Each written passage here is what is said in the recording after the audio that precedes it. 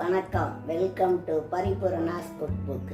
நான் உங்கள் அண்ணம்மாச்சி பேசுகிறேன். இன்றைக்கி என்ன செய்ய போகிறோம்னா பருப்புருண்டை குழம்பு எப்படி செய்கிறதுன்னு செஞ்சு காமிக்க போகிறேன். வாங்க வீடியோக்குள்ளே போகலாம். பருப்புருண்டை குழம்புக்கு தேவையான பொருட்கள்: கடலைப்பருப்பு 100, துவரம்பருப்பு 100, 14 பட்டை மிளகாய், மஞ்சத்தூள் 1/2 ஸ்பூனு, மிளகா மல்லித்தூள் கலந்தது 4 ஸ்பூனு, ஒரு எலுமிச்சம்பழ அளவு புளி, வெந்தயம் 1/2 டீஸ்பூன், 1 டீஸ்பூன் சோம்பு, தேவையான அளவு உப்பு. பருப்புருண்டை குழம்புக்கு சின்ன வெங்காயம் ஒரு 10 வெங்காயம், 2 தக்காளி, கொஞ்சம் கொத்தமல்லி, 1 கத்து கருவேப்பிலை. உருண்டை பிணையிறதுக்கு ஒரு 15 சின்ன வெங்காயம் நைஸாக நறுக்கிக்கணும், ஒரு 4 சில்லு தேங்காயை நைஸாக நறுக்கிக்கணும், கொஞ்சம் கருவேப்பிலையை நறுக்கி வச்சுக்கணும். முதல்ல கடலைப்பருப்பையும் துவரம்பருப்பையும் ஊற வைக்கணும்.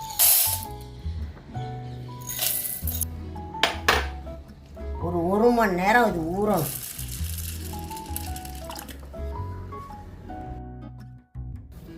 பருப்பு ஊற வச்ச பிறகு புளியும் உப்பும் போட்டு ஊற வைக்கணும் தனியாக.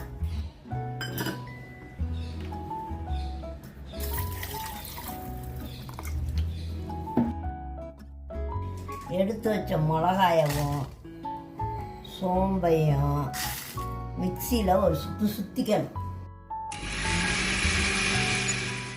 இப்போ இதில் ஊற வச்ச பருப்பை போட்டு அரைச்சிக்குவோம்.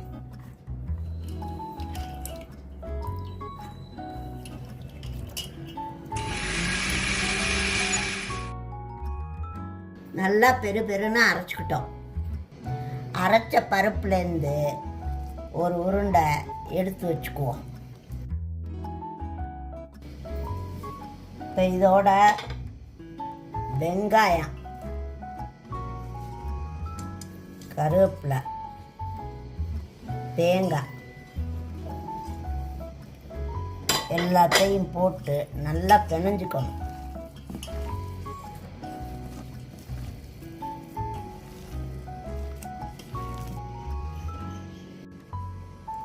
பிணைஞ்ச மாவை உருண்டையாக உருட்டி வறுக்கணும். இந்த உருண்டையை வறுத்தும் போடலாம், இட்லி சட்டியில் வச்சு அவிச்சும் குழம்புல போடலாம்.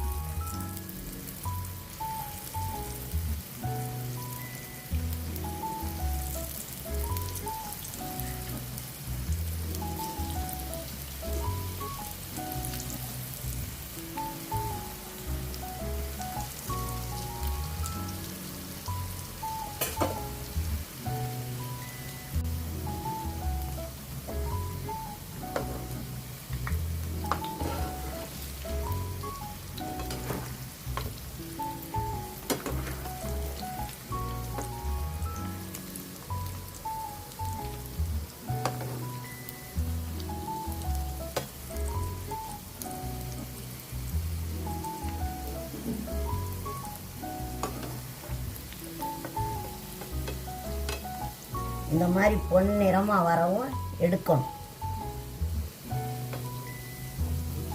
இது எதுக்கு வறுத்து எடுக்கிறோம்னா குழம்புல போடையில் உடையாமல் இருக்கும், அதுக்காக வறுக்கிறது. குழம்பு தாளிக்கிறதுக்கு முதல்ல புளி உப்பை கரைச்சி எடுத்து வச்சுக்குவோம்.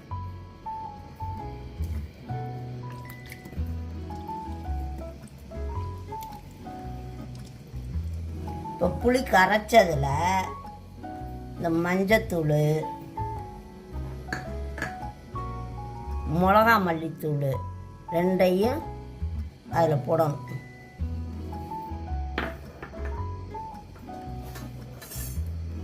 போட்டு நல்லா கலக்கி விட்டுட்டு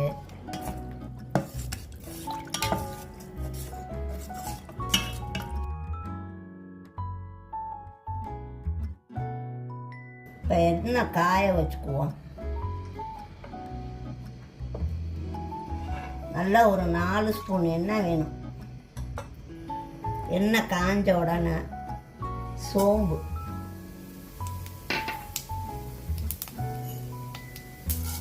வெந்தயம்,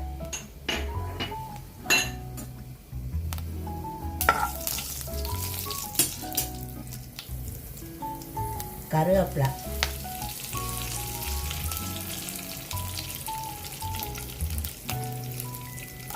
வெங்காயம், தக்காளி எல்லாத்தையும் போட்டு நல்லா வதக்கணும்.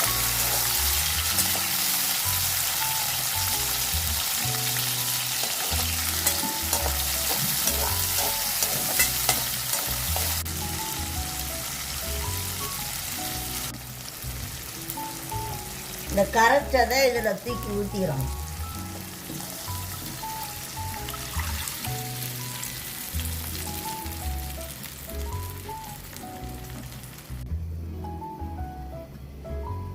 பச்சை வாசனை போகிற வரைக்கும் இந்த குழம்பு கொஞ்சம் கொதிக்கட்டும். குழம்பு நல்லா அப்படி கொதிச்சு வரையில் தான் அந்த உருண்டையெல்லாம் போடணும். இந்த பருப்பு அரைக்கையில் ஒரு அரை உப்பு போட்டுக்கோங்க.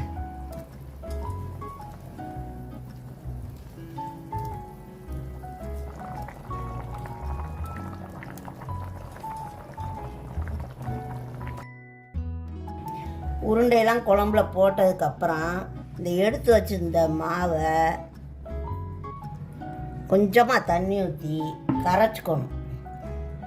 கரைச்சி அதை குழம்புல ஊற்றணும். இப்போ எதுக்கு இதை ஊற்றுறோம்னா குழம்பு நல்லா கெட்டியாயிடும், டேஸ்டாகவும் இருக்கும்.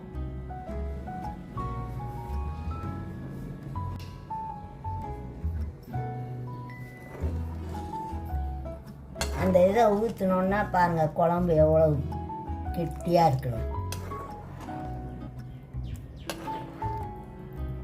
ஒரு 2 நிமிஷம் அடுப்பில் வச்சுட்டு இதை ஆஃப் பண்ண வேண்டியதுதான்.